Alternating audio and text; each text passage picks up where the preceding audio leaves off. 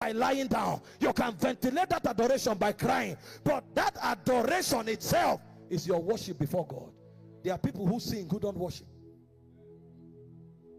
And that's why they ask for money to sing. They are hirelings. They are not worshipers. We acknowledge that they have a gift. We acknowledge that they have a good voice. But we know they are not worshipers. Because the moment you have to pay them for them to adore their God, it means they don't have a revelation of him. Those who are worshipers, it's a privilege for them to say, holy is the Lord. And any opportunity they have to do that, they will do it. I'm not against honoring them, but honor will be a reciprocation of gratitude for whoever gave the platform. But they will never, you can't put money on thanking the one who made you. You can't put a cost on appreciating the one who created you. If there's no adoration in your spirit, you are not a worshiper.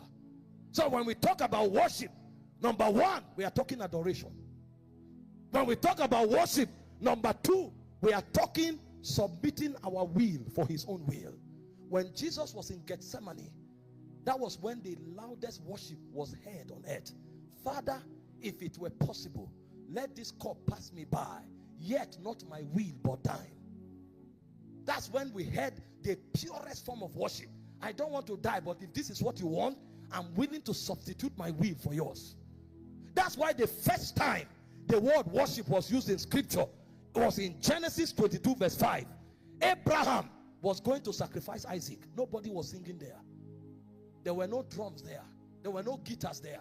A man who loved a child that he trusted God for 25 years. God demands for that child. In tears, he went to sacrifice that child. If it's your will, I will do it. That's worship.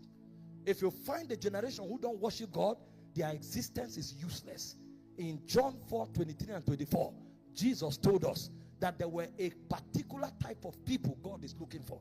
He said they are those who will worship him in spirit and in truth. And in Revelation 4:11, the Bible tells us that we were created for his pleasure. So the second thing that necessitates our existence is worship. So a man's existence becomes important to the degree that he begins to worship God, either in the depth of adoration or in the quality of loyalty and submission to the desires of God. The third reason for our existence is to serve the purposes of God. And when we talk about serving the purposes of God, we are talking about thy kingdom come agenda.